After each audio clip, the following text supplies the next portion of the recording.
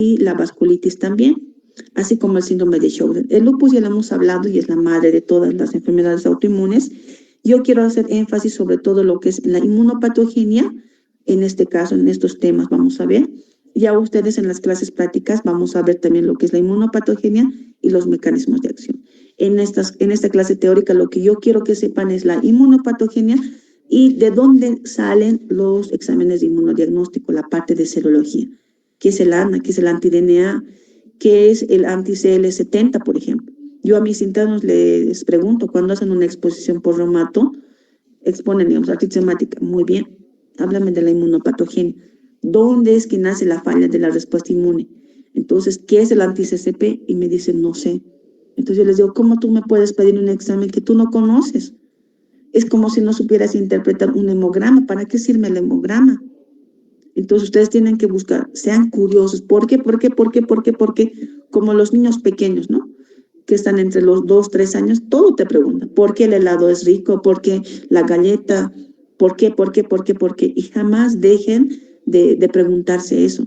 Y jamás dejen de ser niños. Si ustedes se hacen las personas que saben todo, lo sabenlo todos, van a fracasar porque uno cada día aprende. Yo aprendo de la auxiliar de enfermería, de la licenciada, del policía, hasta de lo que escucho en el taxi a veces de mensajes motivadores. Todo uno aprende.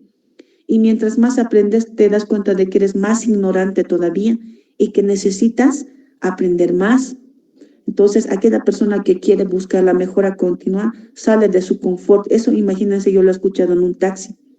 Desde aquel que no quiere salir de su nivel de confort, dicen, no, yo no quiero más aquí. Pero aquellos que estudian más son aquellos que se sacrifican y buscan.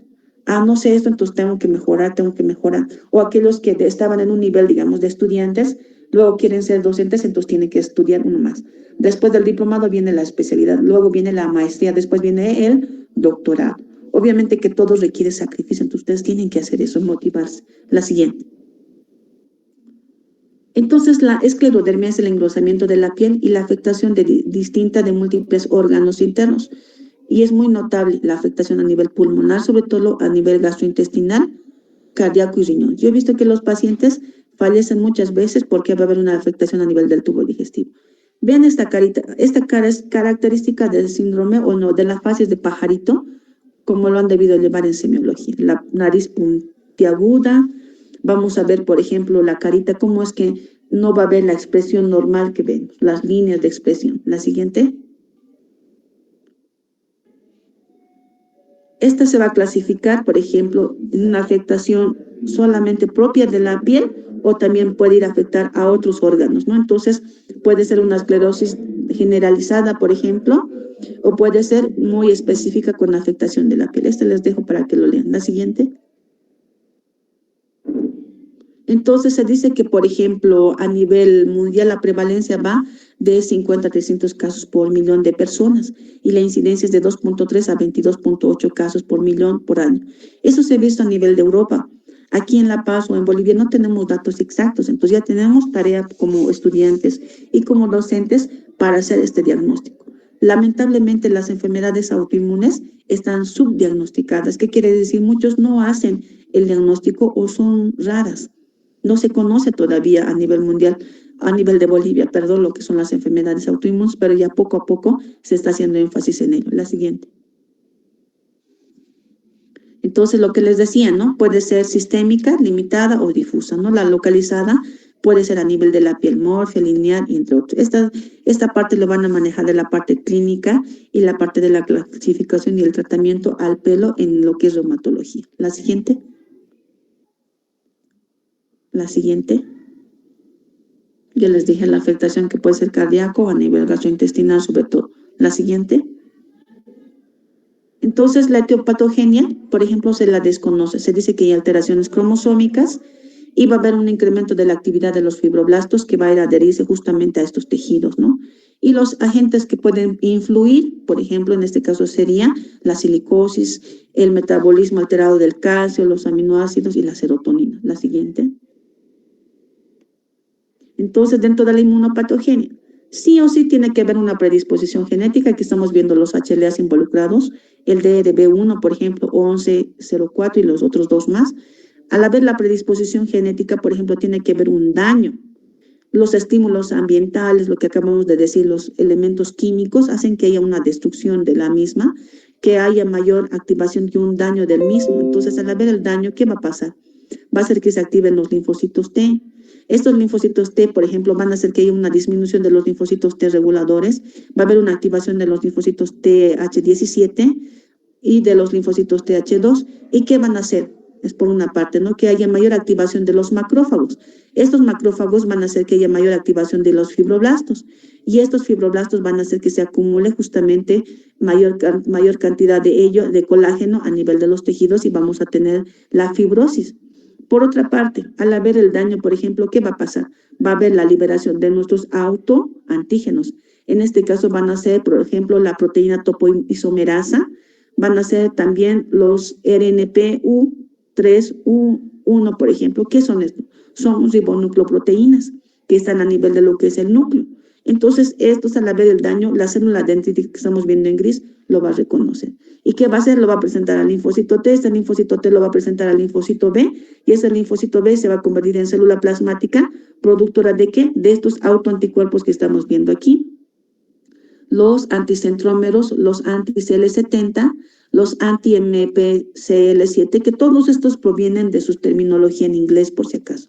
Estos autoanticuerpos son pregunta de examen, por si acaso, chicos. Entonces, en la escleroderma va a haber mayor activación de los fibroblastos, va a haber producción de los autoanticuerpos que estoy mencionando. La siguiente. ¿Ya? Entonces, al haber los factores lesivos, va a haber activación y apoptosis del endotelio, va a haber mayor angiogénesis, vasculogénesis defectuosa, pero va a haber activación de los fibroblastos, va a haber un proceso inflamatorio crónico con liberación de citocinas y todo ello nos va a conllevar ¿a qué? A la fibrosis, ¿no? Y vamos a tener por ello la esclerodermia, la fibrosis pulmonar, la fibrosis miocárdica, la fibrosis a nivel de lo que es el tubo digestivo, por ejemplo, ¿no? También va a haber activación de las plaquetas, como va a haber un daño a nivel del endotelio, entonces va a haber una vasoconstricción y va a haber una remodelación vascular. ¿No? Vamos a tener, si va a haber una vasoconstricción, no va a haber buena irrigación y podemos tener úlceras digitales, entonces. Y obviamente un daño a nivel renal. La siguiente. Entonces aquí estamos viendo, ¿no? Aquí tenemos un vaso normal, cómo es que estos fibroblastos o el tejido colágeno se va a ir a adherir a nivel del vaso y vamos a tener la vasoconstricción de la misma. Obviamente que vamos a tener posteriormente una hipoxia, ¿no? La siguiente.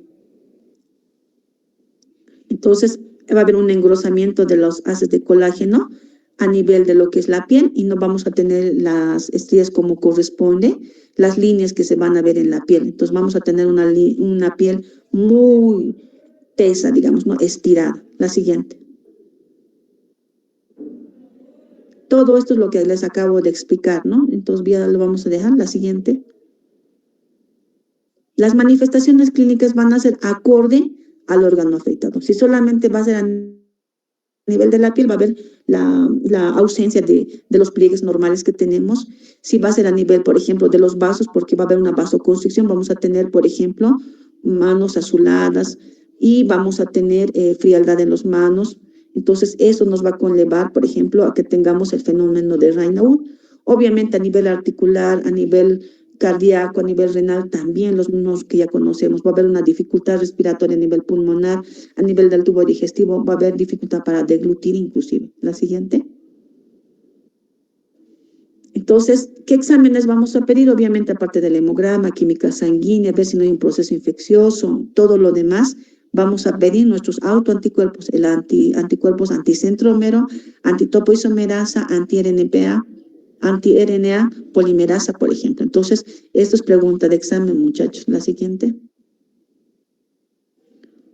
Hay la clasificación según la EULAR, por ejemplo, depende mucho del engrosamiento de la piel, si va a haber lesiones o no, telangiectasias, por ejemplo.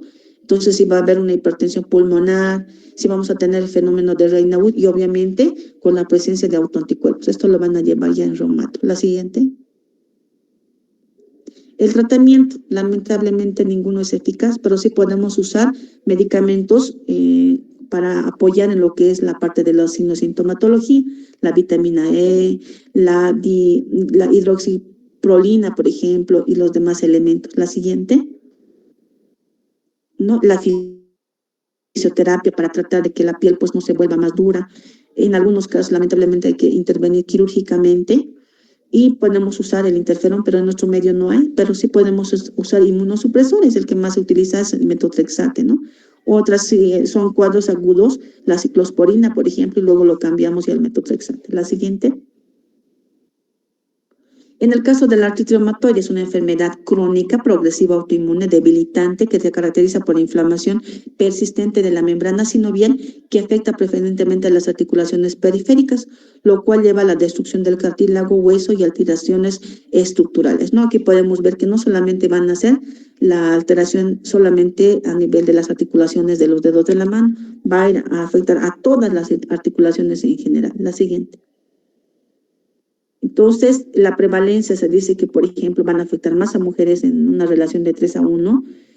Y si van a ser varones, realmente el progreso es muy tórpido, muy agresivo y puede afectar hasta el triple de lo que le afecta a una mujer.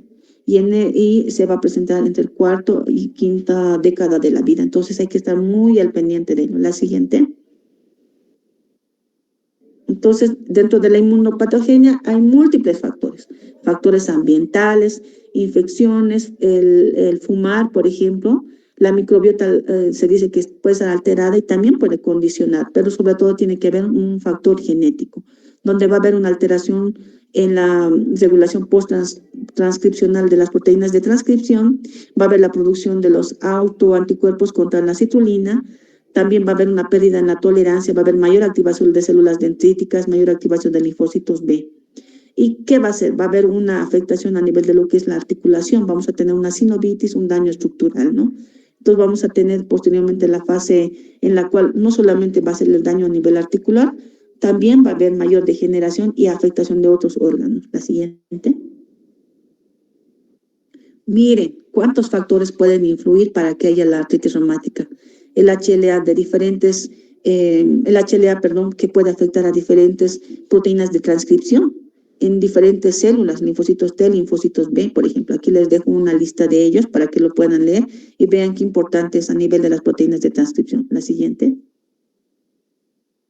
Entonces, aquí lo que les decía, ¿no? Así como en la artritis reumatoide, en todas las enfermedades autoinmunes, se dice que una de los factores es la infección vírica. ¿Por qué? Porque el virus tiene un mimetismo molecular con nuestros autoantígenos. En este caso, cuando tiene el paciente o viene el paciente con una enfermedad autoinmune, por ejemplo, o sospecha, nosotros pedimos el perfil TORCH, que es este, donde está el micoplasma, el virus Epstein-Barr, citomegalovirus, parvovirus, virus de la rubiola. Entonces, estos tienen el mimetismo molecular de nuestros autoantígenos. La siguiente. Tenemos aquí la predisposición genética, la epigenética. ¿Qué es la epigenética?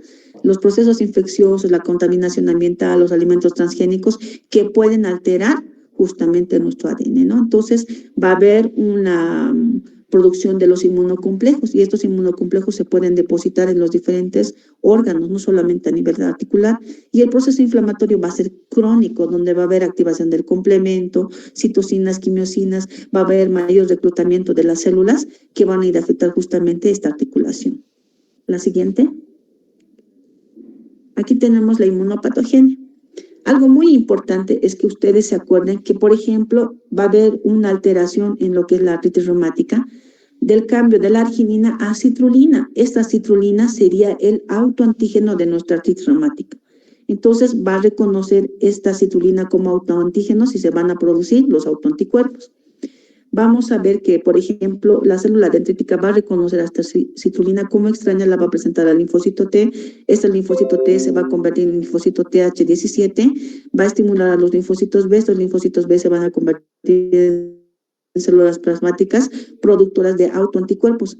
En este caso va a ser el anti-CCP, antipéptido citrullinado. También se van a producir el factor reumatoide, que también es un autoanticuerpo que va a ir dirigido es una inmunoglobulina M que va a ir dirigida contra la inmunoglobulina G, su fracción cristalizada. Pero ojo, antiguamente se consideraba el factor reumatoide como diagnóstico para la artritis reumática. Ahora no. El factor reumatoide puede ser positivo en la artrosis o en todo proceso inflamatorio a nivel articular. Pero esto no sirve en los pacientes que están utilizando ya fármacos inmunosupresores para ver si este proceso inflamatorio está disminuyendo o no. Pero el examen de inmunodiagnóstico específico es el anti-CCP. Pregunta de examen, por si acaso, ¿ya? Entonces, por una parte tenemos esa producción de autoanticuerpos, que es el anti-CCP, y luego, por otra parte, por ejemplo, ¿qué va a pasar? Una vez que se convierta en el linfocito TH17, este va a ir a activar, por ejemplo, a más macrófagos, a más neutrófilos, y también va a ir a activar a los osteoclastos. Estos osteoclastos lo que van a hacer es destruir el cartílago y también la parte ósea. Y obviamente el organismo, ¿qué va a hacer? Va a decir, hay una destrucción, tenemos que regenerar y tratar de recuperar esa parte dañada. Entonces van a producirse también osteoblastos, pero se dice que en esta patología va a ser muy mínima, o sea, va a casi inhibirse en la producción de los osteoblastos y va a activarse más lo que son los osteoclastos. De esta manera, al haber la destrucción, vamos a tener un proceso inflamatorio crónico con la producción de autoanticuerpos, producción de osteoclastos y disminución de los osteoblastos, y vamos a tener el famoso PANOS, que es el proceso inflamatorio crónico de una articulación. ¿Ya? La siguiente. Entonces, las citocinas involucradas son, miren, tantas, el factor de necrosis tumoral alfa, interleucina 6 sobre todo, y las otras que les estoy mencionando. Por eso es crónico y el paciente sufre mucho. La siguiente. Entonces, las manifestaciones clínicas. Lo que yo no quiero que lleguen a ver o hacer diagnósticos cuando ven una mano así como está abajo, ya totalmente deforme, con toda la clínica que ya la conocemos. Y nosotros tenemos que ver y hacer énfasis en aquella paciente que venga a nuestra consulta y nos diga, doctor, tengo 35 años, o doctora, y tengo dolor a nivel de los dedos de las manos cuando me levanto y no puedo cerrar mis manitos, no puedo cerrar ni abrir, y poco a poco empiezo a hacer el ejercicio y ya va calmando el dolor. O nos diga, doctor, cuando voy a colocar mi calderita a la hornilla es cuando me duele, cuando mis dedos se acercan al calor. Todo lo contrario de una artrosis. En una artrosis, por ejemplo, el dolor mejora cuando está inmóvil y se exacerba cuando hace movimientos, diferente a la artritis reumatoide. Y el dolor en el paciente con artrosis o con desgaste por la edad, ¿qué pasa? El dolor mejora cuando está ante la presencia del calor. Entonces, esas cosas nos tienen que ayudar a nosotros a hacer un diagnóstico diferencial. Entonces, si mi paciente viene en la mañana con esto, ¿qué es mi proceder? Tengo que sospechar que mi pacientita, por la edad de 35 años, porque es femenina y porque a nivel mundial más se da mujeres, tengo que pedirle su anti-CCP. Entonces, también puedes pedirle factor reumatoide, no hay ningún problema. Y obviamente también hacer el diagnóstico diferencial si esta artrosis no es por otra cosa, por ejemplo, si puede ser por el estreptococo. Si tenemos pacientes que tienen las muelas cariadas, o sea, con un proceso infeccioso inflamatorio, puede ser que este estreptococo vaya a dañar a nivel cardíaco y a nivel articular, ¿verdad? Entonces, tenemos que descartar primero un proceso infeccioso también para proceder y descartar un proceso inflamatorio por causa autoinmune. La siguiente. Entonces, al haber, por ejemplo, este daño, se dice que va a haber activación a nivel hepático, también tiene que ver mucho con lo que es resistencia a la insulina, los ácidos grasos, que es muy importante, pero por el factor tiempo en esta semana no lo hemos podido avanzar. Seguramente van a llevarlo ya en reumato. Como les decía, lo más importante para mí es la inmunopatogenia. Obviamente, al formarse los inmunocomplejos puede ir a afectar a nivel renal, a nivel del sistema nervioso central, inclusive. La siguiente. Entonces, el diagnóstico se lo hace a través de una buena anamnesis, examen físico general. Vamos a pedir seguramente lo que es un hemograma, la química sanguínea, los reactantes de fase aguda, la proteína C, por ejemplo. Ahí está nuestro anti-CCP, ¿no? Si es que nuestra paciente tiene un proceso inflamatorio crónico recurrente, sí vamos a pedir un estudio de líquido sinovial, pero si solamente tiene dolores articulares, ¿no? Solamente vamos a pedir el anti-CCP porque es una paciente de novo, ¿no es cierto? Y la placa de rayos X sí podemos pedir en una paciente de novo. ¿Por qué? Para ver si no hay afectación articular ni ósea. Y la ecografía, si es que realmente el proceso inflamatorio es grande, puede ser de las manos o de las rodillas, por ejemplo. Pero la resonancia en una paciente de novo donde no hay mayor compromiso que de los dedos de la mano, es insulso pedirle una resonancia. Sí es útil lo que es la placa de rayos X. Por eso cada examen complementario es de acuerdo a cada paciente. La siguiente. Esto es lo que les acabo de explicar. La siguiente, por favor. Vamos a hacer un resumen de el tratamiento. Por ejemplo, el primero es calmar el dolor, ¿no? Le vamos a dar sus AINES, posteriormente vamos a usar inmunosupresores. El más utilizado es metotrexate. Entonces, nosotros podemos usar ello y si no hace buena respuesta, la lenalidomide. Aquí he visto que otros utilizan la hidroxicloroquina. Ustedes se van a dar cuenta que todos estos fármacos, como su nombre lo indica, son inmunosupresores. Entonces, podemos usar cualquiera de estos fármacos en ausencia de los otros, porque también tiene un costo, ¿no? Y en último caso, si es que no se cumplen los protocolos, o perdón, no responde a los protocolos de tratamiento, podemos usar un anticuerpo monoclonal. Ya, la siguiente. Estos son los tratamientos de acuerdo a dosis. La siguiente. La vasculitis, ¿no? Vamos a ver la siguiente, por favor. La vasculitis sistémica son un grupo heterogéneo de enfermedades caracterizada por inflamación y lesión de las paredes con la consiguiente isquemia y necrosis de los tejidos, ¿no? Vamos a tomar en cuenta que es de causa autoinmune, ¿no? O sea, no, vamos a descartar las vasculitis infecciosas, farmacológicas y demás. Aquí vemos una imagen de un vaso normal y en la parte inferior donde hay un proceso inflamatorio en un caso de una vasculitis. La vasculitis se clasifica en primaria y secundaria. Vamos a referirnos a primaria, que quiere decir que no tiene una enfermedad autoinmune de base. Mientras que la secundaria puede ser vasculitis secundaria, una artritis, secundaria un lupus, secundaria un síndrome de Sjögren. Generalmente secundaria una vasculitis a un lupus, por ejemplo, ¿no? La siguiente. Entonces, estas, ¿cómo se van a clasificar? En vasos grandes, medianos y pequeños, según la clasificación de Chapel-Hils. La siguiente. Es bastante amplia el tema de la vasculitis, ¿no? De acuerdo a la afectación, por ejemplo, aquí los de vasos pequeños, vamos a tener las vasculitis por crioglobulinemia, las vasculitis de tipo IgA, las vasculitis urticariana, pero que tiene mucho que ver, por ejemplo, con el complemento. Luego las vasculitis de vasos medianos, como de Kawasaki, y de vasos grandes, como por ejemplo la arteritis de Takayasu. Cada una de ellas tiene su particularidad, pero nosotros lo que nosotros tenemos que tomar en cuenta es cómo se produce la inmunopatogenia, cómo es que empieza el paciente a tener una vasculitis autoinmune. La siguiente.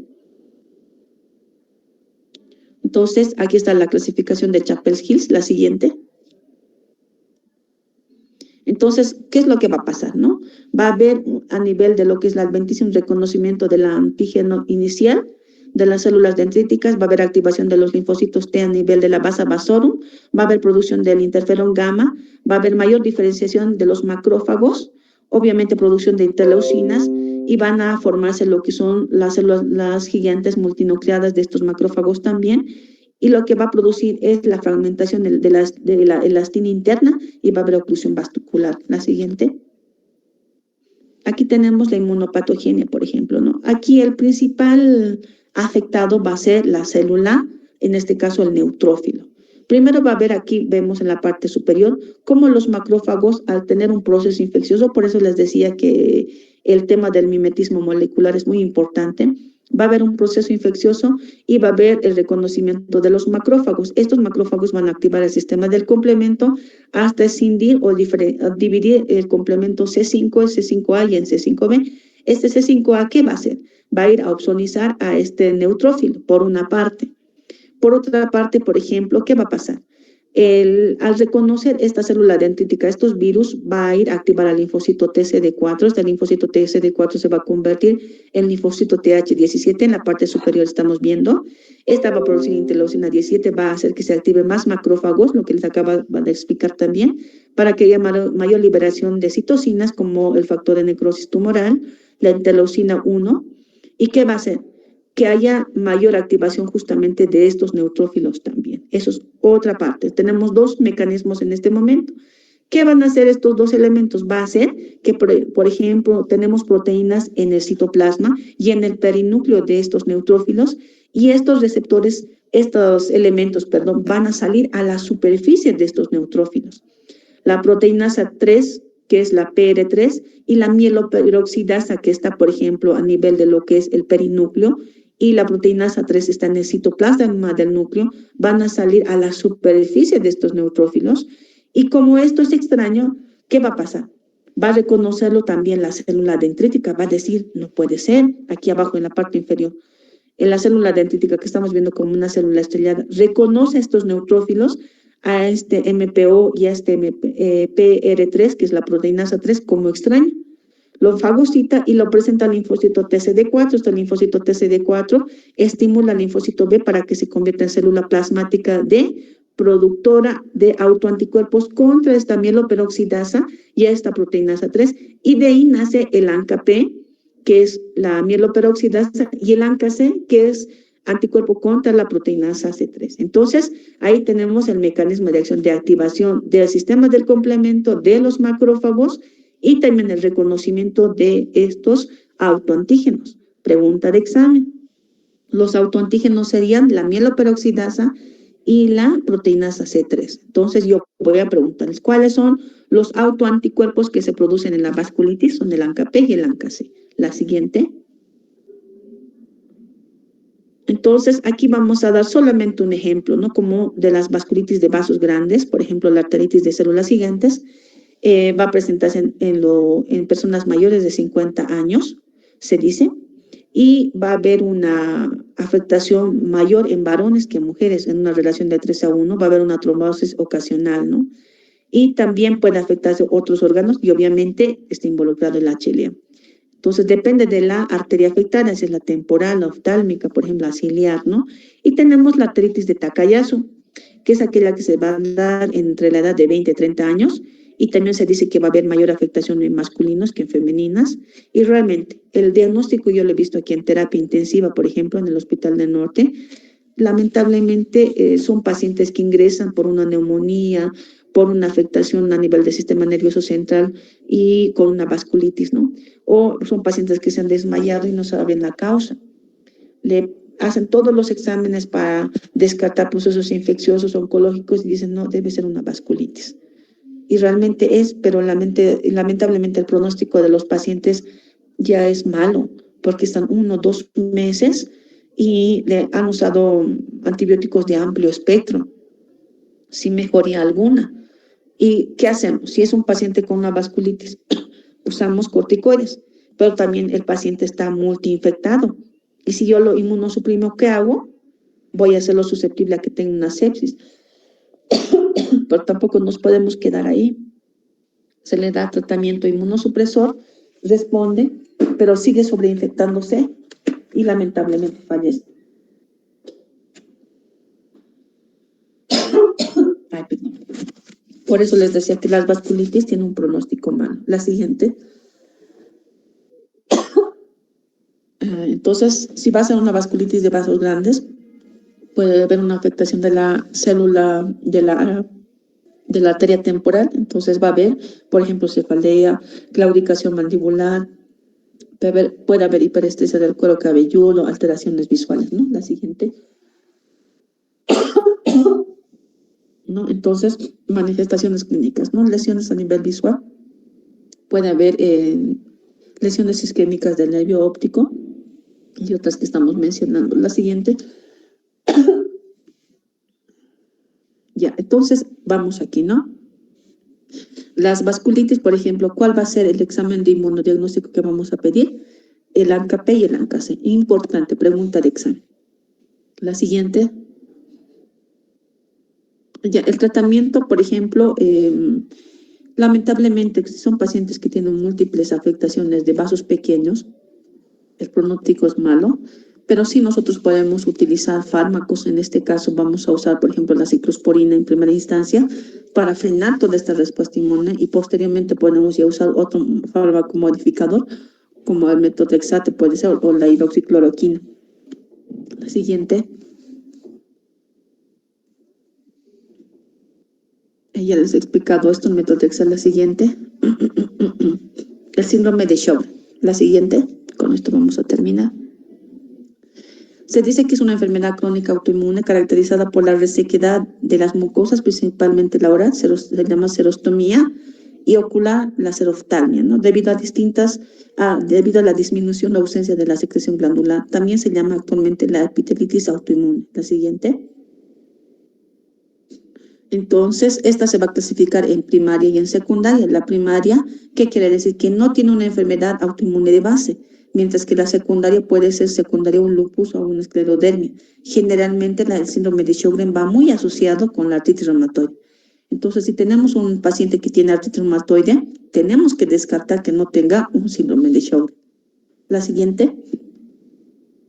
Entonces, aquí tenemos el mecanismo de acción. Tenemos las células del epitelio canalicular, por ejemplo. Entonces, sí o sí tiene que haber un daño. En este daño tiene que haber la apoptosis, la muerte de esta célula, y va a presentar los autoantígenos, que en este caso van a ser el Rho y la. ¿Y por qué se llaman Rho y la? Por ejemplo, esto vienen de sus terminaciones en inglés, ¿no? Estas proteínas son ribonucleoproteínas que se van a expresar y el sistema inmune a través de la célula dendrítica lo va a reconocer como extraño y lo va a ir a presentar al linfocito T, el linfocito T al linfocito B, y el linfocito B se convierte en célula plasmática productora de autoantígenos contra este Rho y este LA. Por eso tenemos anti-Rho y el anti-LA, o anti-SSA y anti-SSB, que dicen proteínas del síndrome de Sjögren, A y B. Entonces, de ahí provienen sus denominaciones, por si acaso. Eso es por una parte. Por otra parte, se dice que estas células del epitelio canalicular expresan el complejo mayor de histocompatibilidad tipo 2, entonces ya estas de manera directa por los linfocitos TCD4, TCD8 van a reconocerlas como extrañas, entonces también la van a destruir, entonces vamos a tener mayor expresión de los autoantígenos, ¿ya? Por eso es que se dice que hay un infiltrado de los linfocitos de manera directa en estos canalículos. La siguiente. Entonces, lo que les decía, ¿no? En verde que vemos oscuro, están las células del canalículo y sus receptores, el complejo mayor de histocompatibilidad tipo 2, que va a ser reconocido por la célula dendrítica. ¿Ya? La siguiente. Entonces, las manifestaciones clínicas, ¿no? Va a haber la xeroftalmia, que se va a presentar mayormente en todos los pacientes que tienen un síndrome de Sjögren primario. Va a haber sensación de prurito, por ejemplo, de quemadura a nivel de lo que son los ojos. Va a haber disminución del lagrimeo. Un ratito.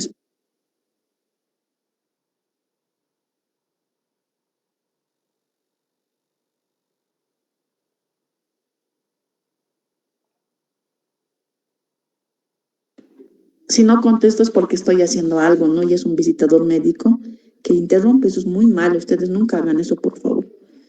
Entonces va a haber sensación de que el paciente tiene arenilla en los ojos, y a nivel de lo que es, por ejemplo, las mucosas, el paciente dice, no puedo deglutir, siento la boca seca, o se me hace difícil deglutir o tragar un pedazo de pan. Entonces, esos dos datos. Y en las mujeres, por ejemplo, en las féminas, puede haber dolor al tener relaciones sexuales.